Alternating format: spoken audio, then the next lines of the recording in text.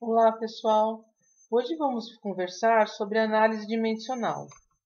Então, vamos fazer uma pequena revisão sobre o Sistema Internacional de Unidades para as grandezas fundamentais. Para a grandeza comprimento, a unidade é metro, símbolo é esse daqui. Massa, a unidade é o quilograma, símbolo. Tempo, a unidade é segundos, aqui está o símbolo.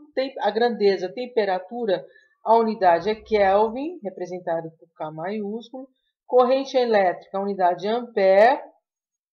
Quantidade de matéria, a unidade é mol, símbolo também é mol. Intensidade luminosa, candela e o símbolo CD. Ok? Agora, a gente vai discutir o símbolo dimensional.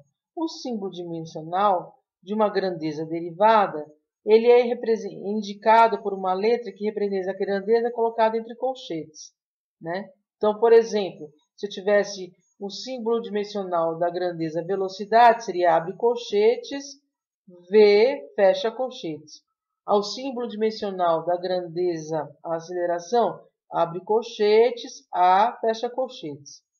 Então, para a grandeza fundamental comprimento, o símbolo é L maiúsculo. Para a grandeza massa, símbolo M maiúsculo. Tempo, símbolo é T maiúsculo. Temperatura, θ. Corrente elétrica, I maiúsculo. Quantidade de matéria, N maiúsculo. E intensidade luminosa, I índice 0. Ok? Então, por exemplo, eu sei que velocidade é a variação de espaço pelo tempo. Então, o símbolo dimensional da grandeza velocidade é abre colchetes, V, fecha colchetes. A dimensão de comprimento é L, né, o símbolo dimensional. E o tempo é T maiúsculo. Se eu quiser colocar esse T no numerador, basta colocar um menos no expoente, né? Então, L dividido por T é equivalente a dizer que é L vezes T é menos 1. Analogamente, eu sei que a aceleração é dv dt.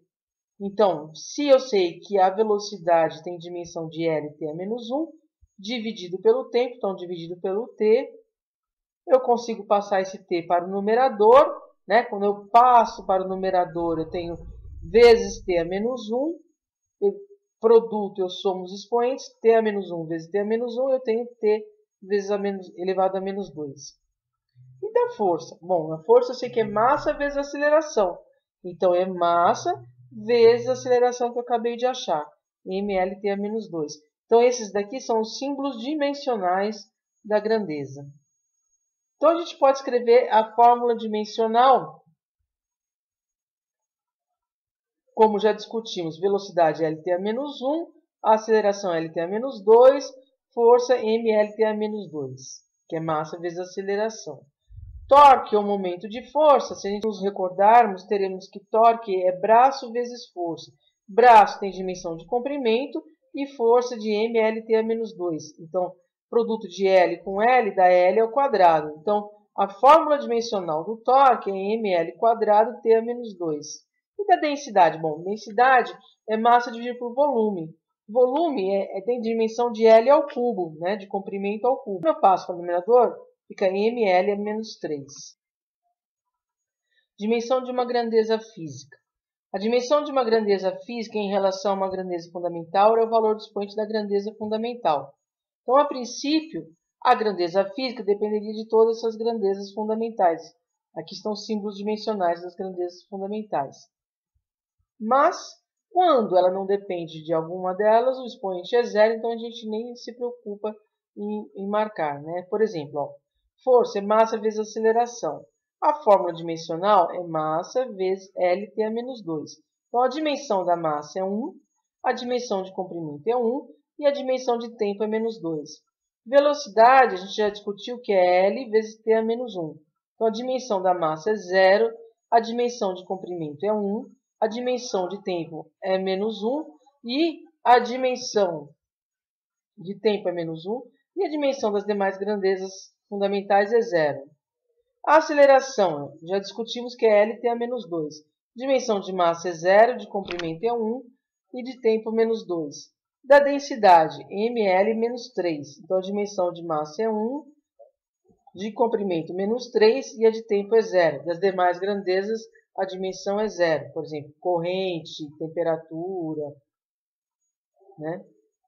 Ok? Podemos escrever, dada uma grandeza física, a unidade dela em unidades fundamentais do sistema internacional ou dos símbolos dimensionais, que isso significa descrever usando a fórmula dimensional. Por exemplo, energia é joule, né? Energia a gente sabe que é massa vezes velocidade quadrada sobre 2, por exemplo, se for energia cinética. Então é quilograma, velocidade ao quadrado, é metro por segundo ao quadrado. Tá aqui. Metro ao quadrado por segundo ao quadrado. Ok? E na fórmula dimensional, massa vezes comprimento ao quadrado, dividido por t quadrado ou vezes t a menos 2. Força, Newton, que é massa vezes aceleração. Então, unidade do sistema internacional, massa é quilograma, aceleração é metro por segundo ao quadrado. Na fórmula dimensional, ml tem a menos 2. Carga elétrica é Coulomb. A carga elétrica a unidade dela é ampere vezes segundos. Ou, usando a fórmula dimensional, I vezes T. Tensão superficial é Newton por metro. Isso equivale a dizer que a unidade fundamental do sistema internacional é quilograma vezes segundo a menos 2. Ou, usando a fórmula dimensional, quilograma m, tempo a menos 2, t a menos 2. Coeficiente de viscosidade dinâmica, Pascal vezes segundos. A unidade no sistema internacional é metro a menos 1 vezes quilograma vezes segundo a menos 1. Usando a fórmula dimensional, m de massa, né? Comprimento, que é o metro a menos 1, então L a menos 1, segundo a menos 1, então a T a menos 1. Correto? Então vejamos algumas aplicações. Podemos usar essa análise dimensional para determinarmos as unidades das constantes. Então, se eu quiser escrever uma constante utilizando unidades fundamentais do sistema internacional, basta fazer análise da dimensão da fórmula a qual ela pertence. Por exemplo, lei de Coulomb, que é a lei de atração ou repulsão das cargas elétricas. Se eu quiser saber a dimensão do K, então eu faço F vezes R ao quadrado, dividido por Q1 por Q2. Força, a unidade é Newton. Distância ao quadrado, então vezes metro ao quadrado. Carga 1, ampere vezes segundo. Carga 2, ampere vezes segundo. Isso dá ampere ao quadrado vezes segundo ao quadrado. E em cima, 1 Newton é massa vezes aceleração. Então, quilograma vezes metro por segundo ao quadrado, vezes metro quadrado. Então, rearranjando essa fórmula, eu tenho quilograma vezes metro ao cubo, dividido por ampere ao quadrado, e o segundo a menos 2 que está no numerador, eu posso passá-lo para o numerador. Então, fica segundo vezes segundo ao quadrado, vezes segundo ao quadrado. Então, ampere ao quadrado vezes segundo ao quadrado. A gente pode também utilizar a análise dimensional para estudar a homogeneidade das equações. Uma equação é verdadeira, é homogênea, se cada parcela dessa soma tiver a mesma unidade, né? Então, a gente tem que verificar a unidade do F, ela tem que ser igual à unidade do V quadrado e a unidade, igual à unidade do produto MV. F é mLT a menos 2. V quadrado, velocidade é metro por segundo. Ao quadrado, então, dimensão de comprimento ao quadrado e tempo a menos 2. Ok? E o produto M vezes V é massa, que é M, velocidade, que é LT a menos 1. Note que cada uma dessas parcelas tem fórmula dimensional diferente da fórmula dimensional da força. Logo, essa equação não é homogênea, pois cada parcela não tem a mesma dimensão do F. Ok? Outro exemplo. Se a gente utilizar a equação de Van der Waals, através da análise dimensional, a gente consegue descobrir as unidades do coeficiente A, B e da constante K. Ok? Então, a gente sabe. Primeiro, vamos obter a fórmula dimensional da pressão. Pressão é força por área. Força é M, massa vezes aceleração, né? Então, M, LT a menos 2. Área L quadrado. Quando eu passo esse L quadrado para o numerador, o expoente vai negativo. Então, fica 1 menos 2. Então, dá ml a menos 1, vezes t a menos 2. Tá? Então, sabendo que a equação de Van der Waals é homogênea, eu sei que todas as parcelas têm que ter a mesma dimensão. Então, A sobre V quadrado vai ter que ter a dimensão de pressão. Então, A sobre V quadrado vai ter a dimensão de ml menos 1, T a menos 2, correto? Volume, eu sei que é L ao cubo, mas o volume está ao quadrado, então fica L à sexta. Passo para o lado de cá multiplicando, então eu tenho M, L a menos 1 vezes L a menos 6, vezes L à sexta. Basta somar os expoentes vezes T a menos 2. Então eu descobri aí a fórmula dimensional dessa constante A. Como descobrir a da constante B? Bom, é simples, né? Eu tenho uma subtração, cada parcelinha dessa operação vai ter a mesma dimensão. Então, o volume tem dimensão de L ao cubo. Isso quer dizer que o B vai ter que ter a dimensão do volume, portanto, de L ao cubo também. Falta agora descobrirmos a dimensão de K. Então, eu sei que eu posso simplificar a seguinte, do ponto de vista de análise dimensional, a seguinte situação. Esse primeiro parênteses tem que ter a dimensão de pressão. O segundo parênteses tem que ter a dimensão de volume. E isso tem que ser igual a K vezes T. Né? Pressão, volume, K vezes T. Pressão, a gente já discutiu. ml a menos 1, T a menos 2. Volume, L ao cubo. O K é o que eu quero descobrir. E esse T aqui é o T de temperatura, não é símbolo dimensional, isso aqui é fórmula. Então, o símbolo dimensional de temperatura é θ. Passando θ para o numerador e reagrupando aqui o L, né, que eu tenho L a menos 1 vezes L ao cubo, basta somar os expoentes, fica ml quadrado, T a menos 2 sobre θ. Né? Então, as fórmulas dimensionais do coeficiente A, ml a quinta, T a menos 2, do B, L ao cubo, do K, ml ao quadrado, T a menos 2 sobre θ. E se eu quiser reescrevê-lo, essa forma dimensional usando as unidades fundamentais do sistema internacional, eu tenho quilograma, metro a quinta vezes segundo a menos 2, metro a cubo, e quilograma vezes metro quadrado vezes segundo a menos 2 por Kelvin. Ok? Tranquilo? A gente também consegue fazer previsão de fórmulas utilizando a análise dimensional.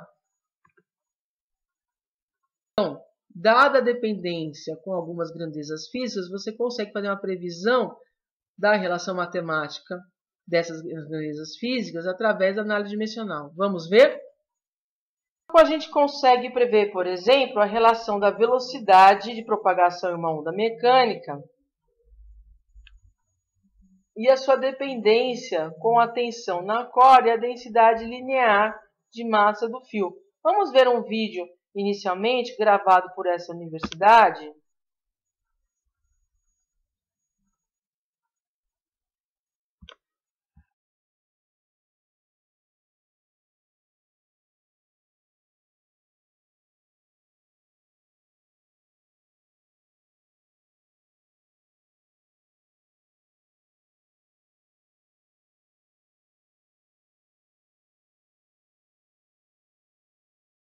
Tem uma relação matemática com a tensão aplicada e a densidade linear de massa, né? A gente escreve essa relação.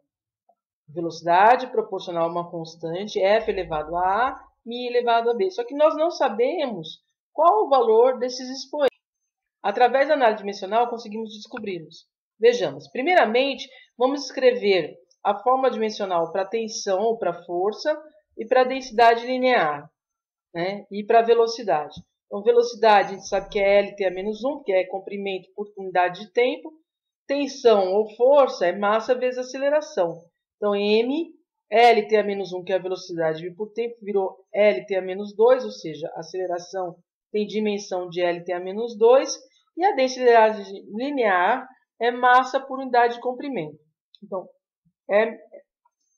ml a menos 1. Então, substituindo as fórmulas dimensionais que encontramos na expressão genérica, onde queremos descobrir o valor dos expoentes, temos a seguinte situação. V é LT-1 igual a uma constante, a força MLT-2, expoente que denominamos A, densidade linear ML-1, expoente que denominamos B. Queremos descobrir quais os valores de A e de B. Então, reagrupando aqui, temos que LT-1, M elevado a A, L elevado a A, T elevado a menos 2A, porque aqui é uma multiplicação, né, de expoentes, M elevado a B, L a menos B. Então, LT a menos 1 é a mesma coisa que M elevado a 0, L a 1 e T a menos 1. A mesma base, os somos expoentes. M elevado a A mais B, L elevado a A menos B, e T elevado a menos 2A. Não temos T nessa parcela. Ok? Então, podemos montar o nosso sistema para descobrirmos os valores dos expoentes. A mais B é igual a 0, essa é a primeira informação que temos. 1 é igual a A menos B e menos 1 igual a menos 2A. Então, nosso sisteminha é esse. Resolvendo o sistema, descobrimos que A é igual a menos B. Substituindo esta informação nessa equação, eu tenho menos B igual a 1. Então, B igual a menos meio. E aqui eu tiro que A igual a mais meio. Correto? O que está de acordo com essas informações, né? Porque B igual a menos meio e A é menos B, então A é menos meio. Dá A mais meio, é igual a mais meio.